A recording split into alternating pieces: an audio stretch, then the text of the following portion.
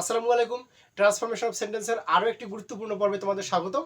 আজ আমরা সবচেয়ে সহজ টেকনিকে শিখব কিভাবে অ্যাসার্টিভ সেন্টেন্সকে ইন্টিগ্রেটিভ সেন্টেন্সে পরিবর্তন করতে হয়। তাহলে চলো আর কথা না বাড়িয়ে শুরু করি।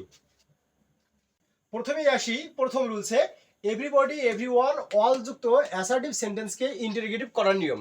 আর আমাদের এক্ষেত্রে মাত্র তিনটে স্টেপ মনে রাখতে হবে। প্রথম স্টেপটা হলো প্রথমে হু বসাবো, তারপর দ্বিতীয় স্টেপে টেন্স অনুযায়ী ডাজ নট অথবা ডিড নট বসাবো। এখানে একটা ব্যাপার মনে রাখতে হবে যে প্রদত্ত সেন্টেন্সের মূল ভার্বের শেষে যদি এস বা ইএস যুক্ত থাকে সেক্ষেত্রে বুঝতে হবে যে সেন্টেন্সটা প্রেজেন্ট টেন্সে আছে, আর তখন আমরা ডাজ নট বসাবো। আর যদি এই ধরনের সেন্টেন্সের মূল ভার্বের শেষে এস বাই এস না থাকে তাহলে অবশ্যই সেই ভার্বটা কিন্তু কি থাকবে, পাস্ট ফর্মে থাকবে। আর যদি সেটা পাস্ট ফর্মে থাকে তাহলে বুঝতেই ওটা পাস্ট টেন্স, আর তখন আমরা কি করব, ডিড নট বসাবো। এরপরে তৃতীয় স্টেপে আসি, বাকি অংশ বসে এবং অবশ্যই সঙ্গে সঙ্গে কি করব, আমরা প্রশ্নবোধক চিহ্ন বসাবো। আমরা একটা উদাহরণ দেখি। এখানে দেখো, everybody likes an honest man এবং আমাদেরকে বলছে ইন্টারগেটিভ করো। তো দেখো তো এই বাক্যের শুরুতে যে এভরিবডি আছে, আমি বলছিলাম এভরিবডি এভরিওয়ান অথবা অলের ক্ষেত্রে আমরা কি করবো, এই নিয়মটা ফলো করবো। তো যেহেতু এই সেন্টেন্সে এভরিবডি আছে তার মানে আমরা এভরিবডি এর পরিবর্তে প্রথমে কি বসাবো, হু বসাবো। দেখো এই কারণে প্রথমে আমার এখানে কি হু বসানো হয়েছে। আর তারপরে দ্বিতীয় স্টেপ কি ছিল, টেন্স অনুযায়ী ডাজ নট অথবা ডিড নট বসাবো। দেখো আমাদের এই যে everybody likes an honest man, এই বাক্যের মধ্যে দেখো মূল ভার্বটা এস বা ইএস যুক্ত আছে। তা যেহেতু মূল ভার্ব আমাদের কি এস বা এস ইএস যুক্ত আছে তার মানে অবশ্যই আমরা কি করব, ডাজ নট বসাবো। তা এই কারণেই দেখো এখানে আমার এই যে হু এর পরে দ্বিতীয় স্টেপে ডাজ নট বসানো হয়েছে। আর তারপরে তৃতীয় স্টেপ কি ছিল, বাকি অংশ বসে। তা আমি এই যে এস বাই ইএস এর কারণে যদি ডাজ নট নেই তাহলে, আর এভরিবডি এর যদি কারণে আমি হু নেই, তাহলে এখন লাস্ট অংশ আমার কি যাচ্ছে, অবশ্যই এই যে লাইক, জাস্ট শুধু লাইক। এই কারণেই দেখো লাইক অ্যান অনেস্ট ম্যান, এই যে অ্যান অনেস্ট ম্যান। এবং শেষে যেহেতু আমি ইন্টারোগেটিভ করতেছি এই কারণে আমাকে ইন্টারোগেশন অফ মার্ক অর্থাৎ কি প্রশ্নবোধক চিহ্ন দিতে হবে। এরপরের উদাহরণটা দেখো, all believed his words, interrogative করতে হবে। তো দেখো এই যে এক্ষেত্রে শুরুতে আমার কি আছে, অল আছে। তো আমি তো বলছিলাম এভরিবডি এভরিওয়ান এবং অলের ক্ষেত্রে এই নিয়মটা। তো যেহেতু শুরুতে আমার অল আছে তাহলে আমরা কি করব, অলের পরিবর্তে প্রথমে এই যে আমাকে বলছে হু বসাতে হবে, এই কারণে আমি হু বসাইলাম। আর তারপরে দ্বিতীয় স্টেপ কি, এরা বলছে যে টেন্স অনুযায়ী হয় ডাজ নট নেবো, না হলে ডিড নট নেবো। তো দেখো তো এই যে অল বিলিভড হিজ ওয়ার্ডস, এই যে বাক্যটা, এই বাক্যের মধ্যে মূল ভার্ব কি এস বাই এ যুক্ত আছে। তো দেখো তো এই যে এখানে এস বাই এ যুক্ত কিন্তু নাই, অল বিলিভড। যেহেতু এস বাই এস যুক্ত নাই তার মানে এখানে ডাজ নট হবে না। তো যদি ডাজ নট না হয় তাহলে আমি বলছি যে এস বাই এস যুক্ত না হলে আমার ডাজ নট হচ্ছে না। আর তাহলে কি হবে, তাহলে অবশ্যই ভার্বটা পাস্ট ফর্মে আছে, আর সেক্ষেত্রে আমরা কি করবো, ডিড নট বসাবো। এই কারণেই দেখো হুইয়ের পর এখানে ডিড নট বসানো হয়েছে। আর তারপরে কি বাকি অংশ, তো বাকি অংশ এই যে বিলিভড, এই বিলিভড এর মধ্যে এইটাকে পাস্ট ফর্মে যেহেতু ছিল, এখন আমাকে পাস্ট ফর্ম না করে কি প্রেজেন্ট ফর্মে বাকিটা লিখতে হবে। তো এই কারণেই দেখো বিলিভ হিজ ওয়ার্ডস। এক্ষেত্রে আমি একটা ব্যাপার বলি, সেটা হলো যে আমরা ডাজ নট নিব নাকি ডিড নট নেব। যেটা আমি একটু আগে বললাম যে আমরা যদি মূল ভার্বের শেষে এস বাই এস পাই তাহলে চোখ বন্ধ করে ডাজ নট লিখবো, আর যদি এস বাই এস না পাই তার মানে অবশ্যই সে পাস্ট ফর্মে আছে, আর তখন আমরা ডিড নট নিব। আর এই ধরনের সেন্টেন্সে কোনোভাবেই ডন্ট হবে না, এই ব্যাপারটা মাথায় রাখতে হবে। এরপরে আমরা 2 নম্বর রুলসে আসি। 2 নম্বর রুলস দেখো, নোবডি, নো ওয়ান এবং নান যুক্ত অ্যাসার্টিভ সেন্টেন্সকে ইন্টারোগেটিভ করার নিয়ম। এবং এই ক্ষেত্রে তোমরা আরো এটা সহজভাবে ইন্টারোগেটিভ করতে পারবা। সেটা কি, মাত্র 2টা স্টেপ আমাদের ফলো করতে হবে এক্ষেত্রে। আর প্রথম স্টেপ হলো এই যে প্রথমে হু বসাবো, এই যে প্রথমে আমরা কি বসাবো, হু বসাবো। আর তারপরে কি, এই যে চোখ বন্ধ করে বাকি অংশ বসাবো এবং সঙ্গে কি ইন্টারভেশন অফ মার্ক অর্থাৎ প্রশ্নবোধক চিহ্ন বসাবো। আর এই ক্ষেত্রে একটা বড় বলি, এই টেন্সটা আমার প্রেজেন্টে আছে নাকি পাস্টে আছে, অর্থাৎ এস বাই ইজ যুক্ত মূল ভাব আছে নাকি মেইন ভাবটা পাস্ট ফর্মে আছে, এইসব আমাদের কোনো ভাবনা চিন্তার দরকার নাই। আমরা চোখ বন্ধ করে কি করব, প্রথমে নোবডি বা নো ওয়ান বা নাম থাকলে এটা উঠাই দিয়ে ওই জায়গায় হু বসাবো, আর তারপরে চোখ বন্ধ করে বাকি অংশ বসাবো। আমরা একটা উদাহরণ দেখি। এখানে দেখো দেয়া আছে nobody believes a liar, interrogative করতে বলছে। তো দেখো তো এই যে শুরুতে নোবডি ছিল যা আমার এই রুলসটাকে আইডেন্টিফাই করে, এই কারণে নোবডি এর পরিবর্তে আমি হু লিখবো। আর তারপরে কি, এই যে বিলিভস, এটা এস বাই এস যুক্ত ছিল।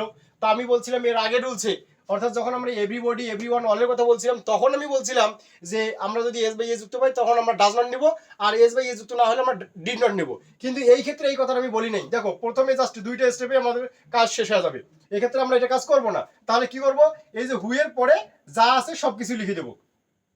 তার মানে আমার এখানে বিলিভস এ লায়ার ছিল, এই দেখো বিলিভস এ লায়ারে বসছে এবং শেষে ইন্টিগ্রেটিভ করার কারণে ইন্টিগ্রেশন অফ মার্ক বা প্রশ্নবোধক চিহ্নটা বসাইতে হবে। এরপরে একটা এক্সাম্পল দেখো, এই যে no one can do this interrogative করতে হবে। এবং দেখো এখানেও এই যে নো ওয়ানের পরিবর্তে, যেহেতু এটা নোবডি, নো ওয়ান এবং নান রুল ছিল, আর যার কারণে এখানে দেখো নো ওয়ানের পরিবর্তে হু হয়েছে। আর তারপরে কি বাকি অংশ, এই যে বাকি অংশ বসে, তো বাকি অংশ আমার নো ওয়ানের পরে কি ছিল, এই যে ক্যান ডু দিস, এই কারণে দেখো ক্যান ডু দিস এবং শেষে প্রশ্নবোধক চিহ্ন। তার মানে এই যে এই রুলস দুইটা, এই রুলস দুইটার ক্ষেত্রে আমাদের জাস্ট একটু ব্যাপার মনে রাখতে হবে, আর সেটা হলো এই এভরিবডি, এভরিওয়ান, অলের ক্ষেত্রে 3টে স্টেপ, আর নোবডি, নো ওয়ান, নানের ক্ষেত্রে এই 2টা স্টেপ।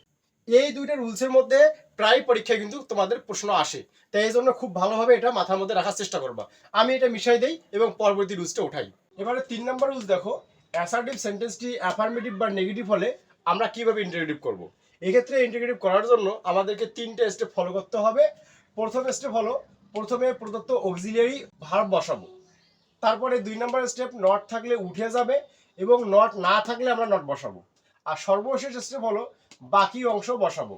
আমরা একটা এক্সাম্পল দেখি। এখানে দেখো, she is not a liar, interrogative করতে বলছে। তো দেখো তো এই বাক্যের মধ্যে অক্সিলিয়ারি ভার্ব আছে কিনা, ইজ আছে। তা যেহেতু অক্সিলিয়ারি ভার্ব আছে, আমি বলছিলাম যে অক্সিলিয়ারি ভার্ব থাকলে আমরা সেটাকে শুরুতে বসাবো। এই কারণেই দেখো অক্সিলিয়ারি ভার্বকে এখানে শুরুতে বসানো হয়েছে। আর তারপরে দ্বিতীয় স্টেপ কি ছিল, নট থাকলে উঠে যাবে। তা আমাদের বাক্যে দেখো নট ছিল, তা যেহেতু নট ছিল তার মানে নটটা এখন উঠে যাবে। আর তারপরে সর্বশেষ স্টেপ ছিল বাকি অংশ বসে। তা আমি যদি নটকে উঠায় দেই আর প্রদত্ত অক্সিলিয়ারিকে সামনে নেই, তাহলে আমার বাকি অংশ কি দাঁড়াচ্ছে, অবশ্যই দাঁড়াচ্ছে শি এ লায়ার। এ কারণেই দেখো বাকি অংশে শি এ লায়ার আমরা লিখছি এবং শেষে অবশ্যই ইন্টারোগেশন অফ মার্ক, যেহেতু আমরা এটা কি ইন্টারোগেটিভ করতেছি এজন্য প্রশ্নবোধক চিহ্ন দিতে হবে। আমরা আর একটা উদাহরণ দেখি। এই যে দেখো, he was absent from the meeting, interrogative করতে বলছে। এবং এখানেও দেখো খেয়াল করে যে এই যে একটা অক্সিলিয়ারি ভার্ব আছে। তা আমি বলছিলাম যে অক্সিলিয়ারি ভার্ব পাইলে আমরা ইন্টারোগেটিভ করার ক্ষেত্রে অক্সিলিয়ারিকে সবার প্রথমে নেব। তো দেখো এখানে এই যে অক্সিলিয়ারি ছিল, এই যে অক্সিলিয়ারিকে প্রথমে এখানে ওয়াজ ছিল, আমরা ওয়াজ নিলাম। এরপরে দ্বিতীয় স্টেপের কথা ছিল যে বাক্যের মধ্যে যদি আমরা নট পাই তাহলে উঠিয়ে দেব, আর না পাইলে নটটাকে নেব। তো এই যে বাক্যটা, he was absent from the meeting, দেখো এই বাক্যের মধ্যে কোথাও কিন্তু নট নাই। তা যেহেতু নট নাই তার মানে আমাকে নট নিতে হবে, এবং অবশ্যই যখন আমরা নটটা নিব মনে রাখতে হবে যে সেটা অবশ্যই প্রদত্ত অক্সিলিয়ারি ভার্বের সঙ্গেই বসবে। এ কারণেই দেখো ওয়াজের সঙ্গে আমরা এই যে নটটাকে কি সংক্ষিপ্তভাবে এন অ্যাপোস্ট্রফি কমা টি দিয়ে লিখলাম। তার মানে আমার ওয়াজ নট লেখা হয়ে গেল, তার মানে দ্বিতীয় স্টেপের কাজ আমার শেষ। এবং তৃতীয় স্টেপে কি ছিল সর্বশেষ, যে বাকি অংশ বসাবো। তা যেহেতু আমি অক্সিলিয়ারি ভার্ব সামনে নিছি, নট ছিল না, নট নিছি, তাহলে বাকি অংশ আর কি দাঁড়াচ্ছে, বাকি অংশ নিঃসন্দেহে দাঁড়াচ্ছে যে হি অ্যাবসেন্ট ফ্রম দ্য মিটিং।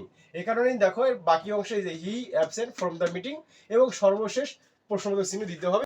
এইখানে আর একটা ব্যাপার আমি বলি, সেটা হলো যে এই ধরনের সেন্টেন্সে যদি কখনো কোনো কারণে অক্সিলিয়ারি ভার্ব না থাকে, অর্থাৎ অক্সিলিয়ারি ভার্ব উজ্জ্ব থাকে, তখন আমরা কি করব। এখানে এই যে আমি নোট করে দিছি যে অক্সিলিয়ারি ভার্ব না থাকলে টেন্স ও পারসন অনুযায়ী আমরা তখন ডু, ডাজ অথবা ডিড নেব। তোমরা এই ব্যাপারটা জানো যে কোনো একটা বাক্যের মধ্যে যদি অক্সিলিয়ারি ভার্ব না থাকে, দ্যাট মিনস উজ্জ্ব থাকে, সেক্ষেত্রে আমরা মূল ভার্বের মধ্যে দেখব যে এস বা ইয়েস আছে কিনা। যদি মূল ভার্বের মধ্যে আমরা এস বা ইয়েস পাই তাহলে বুঝে নিতে হয় যে সেখানে অক্সিলিয়ারি ভার্ব হিসেবে ডাজ আছে, তখন আমরা ডাজকে নিয়ে কাজ করব। আবার যদি এমন হয় যে না, মূল ভার্বের শেষে এস বা ইয়েস নাই আর মূল ভার্বটা পাস্ট ফর্মে আছে, তাহলে তখন আমরা বুঝি নেই যে এখানে অক্সিলিয়ারি ভার্ব হিসেবে ডিড আছে। আর যদি তাও আমরা না পাই, অর্থাৎ এখানে দেখলাম যে মূল ভার্বটা পাস্ট ফর্মে নাই অথবা মূল ভার্বের শেষে এস বা ইয়েসও নাই, এই দুটো ফর্মুলা যখন কোনোটাই আমরা পাচ্ছি না, তখন বুঝে নিতে হবে যে এখানে অক্সিলিয়ারি ভার্ব হিসেবে কি আছে, ডু আছে। তা আমরা একটা এক্সাম্পল দেখি। এই যে এখানে দেখো, he learns his lessons regularly, interrogative করতে বলছে। তো দেখো তো এখানে যে আমার মূল ভার্ব কিন্তু এই যে লার্নস, তো দেখো মূল ভার্বের শেষে কিন্তু আমার এস আছে। তা যেহেতু মূল ভার্বের শেষে এস বা ইএস এর মধ্যে কেউ আছে, তার মানে বুঝতে হবে এই যে এখানে অক্সিলিয়ারি ভার্ব কি, ডাজ আছে। এবং এখন আমরা ইন্টারোগেটিভ করার জন্য সর্বপ্রথম এই কারণে কি ডাজ নেব। এই দেখো প্রথমে এই কারণে ডাজ নেওয়া হয়েছে। আর তারপরে প্রদত্ত বাক্যের মধ্যে কোনো নট ছিল না, তা আমাদের তো এখানকার দ্বিতীয় স্টেপটা কি ছিল, নট না থাকলে আমরা নট নিব। এই কারণেই দেখো এই যে অক্সিলিয়ারির সঙ্গে এখানে নটটা নেওয়া হয়েছে, এই যে আলাদাভাবে এখানে নট কি নেওয়া হয়েছে। এরপরে দেখো আমাদের বাকি অংশ লিখতে হবে। তো বাকি অংশ কি যাচ্ছে, এই যে হি ছিল, এই যে হি, তারপরে এই যে লার্নস এর মধ্যে আমরা এস থাকার কারণে ডাজ নিলাম, তাহলে বাকি অংশ এখন দাঁড়াচ্ছে কি লার্ন, এই কারণে দেখো লার্ন। তারপরে হিজ লিসেন্স রেগুলারলি, এই যে হিজ লিসেন্স রেগুলারলি, এবং আমরা ইন্টারোগেটিভ করতেছি জন্য এখানে প্রশ্নবোধক চিহ্ন দিতে হবে। আমরা এবারে 4 নম্বর রুলসে আসি। এখানে 4 নম্বর রুলসটা আরো সহজ। দেখো এই যে অ্যাসার্টিভ সেন্টেন্সে নেভার থাকলে আমরা এর পরিবর্তে ইভার লিখবো। জাস্ট আমাদের মনে রাখতে হবে এই কথাটা যে নেভার থাকলে আমরা ইভার লিখবো, এবং একইভাবে নাথিং থাকলে আমরা এই এনিথিং লিখবো। এই একটা কথাই আমাদেরকে মনে রাখতে হবে। এবারে উদাহরণ দেখো, আই নেভার ড্রিঙ্ক ওয়াইন আমাদেরকে ইন্টারোগেটিভ করতে বলছে, এবং এই বাক্যে খেয়াল করে দেখো এই যে নেভার আছে, তা আমি বললাম যে নেভার থাকলে আমরা কি করব, ইন্টারোগেটিভ করার ক্ষেত্রে নেভারের পরিবর্তে ইভার লিখবো। তা যাই হোক, আমরা নেভারের কারণে ইভার লিখবো, কিন্তু তারও আগে আমাদের কিছু কাজ আছে। সেটা হলো এই বাক্যের মধ্যে আমাদেরকে অক্সিলিয়ারি ভার্ব খুঁজতে হবে, এবং যদি অক্সিলিয়ারি ভার্ব পাই তাহলে আমরা সামনে নেব, আর যদি অক্সিলিয়ারি ভার্ব না পাই তাহলে একটু আগে যেটা বললাম যে আমরা ডু অথবা ডাজ অথবা কি ডিড নিতে পারবো। তো এই বাক্যের মধ্যে দেখো আই নেভার ড্রিঙ্ক ওয়াইন, এই বাক্যের মধ্যে দেখো মূল ভার্ব এই যে ড্রিঙ্ক, এবং এর শেষে এস বাই এস নাই। যেহেতু আমরা এর শেষে এস বাই এস পাচ্ছি না, তার মানে এখানে ডাজ নাই। তারপরে একইভাবে ড্রিঙ্কটা এখানে পাস্ট ফর্মে নেই, যেহেতু পাস্ট ফর্মে নেই তার মানে এখানে ডিডো আর হচ্ছে না। তাহলে এখন কি যাচ্ছে, তাহলে এখন আমরা কি ডু নিতে পারবো, কেননা পাস্ট ফর্ম না থাকলে ডিড হচ্ছে না, এস বাই এস না থাকলে ডাজ হচ্ছে না, তাহলে এখন কি হবে, অবশ্যই ডু হবে। এ কারণে দেখো শুরুতে আমরা এই যে অক্সিলিয়ারি ভার্ব হিসেবে ডু নিলাম, এই যে ডু। আর তারপরে কি, তারপরে সবকিছু আবার ঠিকঠাক থাকবে, অর্থাৎ বাকি অংশ আমরা লিখবো। তো বাকি অংশ আবার কি যাচ্ছে, এই যে আই, আইয়ের জায়গায় আই, এবং নেভারের পরিবর্তে এই যে ইভার, যেহেতু নেভারের পরিবর্তে ইভার হয়। আর তারপরে কি থাকতেছে, যে ড্রিঙ্কের জায়গায় ড্রিঙ্ক, ওয়াইনের জায়গায় ওয়াইন, এবং আমরা ইন্টারোগেটিভ করতেছি জন্য প্রশ্নবোধক চিহ্ন দেবো, আমাদের কাহিনী শেষ। আমরা এর পরের উদাহরণটা দেখি। এখানে দেখো এই যে নাথিং ক্যান রুইন হিম আমাদেরকে ইন্টারোগেটিভ করতে বলছে, এবং এক্ষেত্রে দেখো এই যে নাথিং আছে, তার মানে নাথিং এর কারণে এনিথিং হবে। কিন্তু তার আগে যে কাজটা করতে হবে সেটা হচ্ছে অক্সিলিয়ারি ভার্বকে খুঁজতে হবে, এবং সেটাকে কি করতে হবে, বাক্যের শুরুতে দিতে হবে। তো এখানে অক্সিলিয়ারি ভার্ব হিসেবে যে ক্যান আছে, যেটাকে আমরা মডাল অক্সিলিয়ারি ভার্ব বলি, এবং এ কারণে এই যে ক্যানটা কি শুরুতে আসছে। তাহলে ক্যান যদি শুরুতে আসে, এখন আমরা সবকিছু আবার কি করব, বাকি অংশ লিখে দেবো। আর তারপরে নাথিং ছিল, নাথিং এর পরিবর্তে এনিথিং হয়ে গেছে। আর তারপরে বাকি অংশ কি ছিল, এই যে রুইন হিম, এই যে রুইন হিম, এবং ইন্টারোগেটিভ করতে বলছে, এই কারণে আমরা প্রশ্নবোধক চিহ্ন দিছি। এবারে 5 নম্বর রুলস দেখো, এভরি প্লাস নাউন যুক্ত অ্যাসার্টিভ সেন্টেন্সকে ইন্টিগ্রেটিভ করার নিয়ম। এক্ষেত্রে একটা ব্যাপার খেয়াল করে দেখো, যে এভরির পরে যে শব্দটা থাকবে তার নাউন অর্থাৎ নামবাচক একটা শব্দ, এবং এই ক্ষেত্রে আমরা ইন্টিগ্রেটিভ করার জন্য 4টে স্টেপ ফলো করব। প্রথম স্টেপটা হলো, প্রথমে ইজ দেয়ার এনি বসাবো, তারপরে এভরি এর পরের যে নাউনটা আছে সেই নাউনটা বসাবো, আর তারপরে হু ডাজেন্ট বসাবো, এবং সর্বশেষ ভার্বের বেস ফর্ম হতে আমরা শেষ পর্যন্ত বসাবো, এবং ইন্টিগ্রেটিভ করার কারণে আমরা শেষে ইন্টিগ্রেশন অফ মার্ক অর্থাৎ প্রশ্নবোধক চিহ্নটা বসাবো। আমরা একটা এক্সাম্পল দেখি। এখানে দেখো যে every mother loves her child, এবং দেখো এভরি এর পরে যে শব্দটা মাদার, এবং এটা একটা নামবাচক শব্দ, দ্যাট মিনস নাউন। এবং এই যে এভরি এর পরে যেহেতু এটা নামবাচক শব্দ বা নাউন আছে, এই কারণেই আমরা ইন্টিগ্রেটিভ করার জন্য কি করব, আমরা এই ফর্মুলাটা প্রয়োগ করব। এবং প্রথম স্টেপটা কি, ইজ দেয়ার এনি বসে, তার মানে আমরা এই যে প্রথমে ইজ দেয়ার এনি বসাবো। এরপরে কি বলা ছিল, এভরি এর পরে নাউনটি বসে, তো এভরি এর পরে নাউনটি যে মাদার, এই কারণে দ্বিতীয় স্টেপে এই যে মাদার বসবে। তারপরে কি বলা ছিল, হু ডাজেন্ট বসে, এবং দেখো এই কারণে এই যে হু ডাজেন্ট বসে। আর সর্বশেষ কথা বলা ছিল ভার্বের বেস ফর্ম হতে শেষ পর্যন্ত বসে।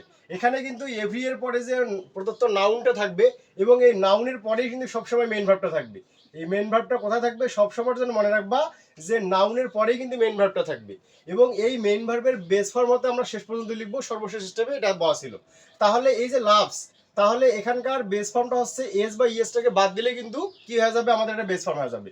তাহলে বেস ফর্মটা কি, লাভ। এই কারণে দেখো যে লাভ হার চাইল্ড। তো আজকের ক্লাস এখানেই শেষ করছি, পরবর্তী ক্লাসে আবারও দেখা হবে ইনশাল্লাহ। সে পর্যন্ত ভালো থাকো, সুস্থ থাকো, মুখস্থ নয় বুঝে শেখো। আর এরকমই সহজ ও কার্যকর ক্লাস পেতে জিসান একাডেমি চ্যানেলটি সাবস্ক্রাইব করে সঙ্গেই থাকো। আল্লাহ হাফিজ।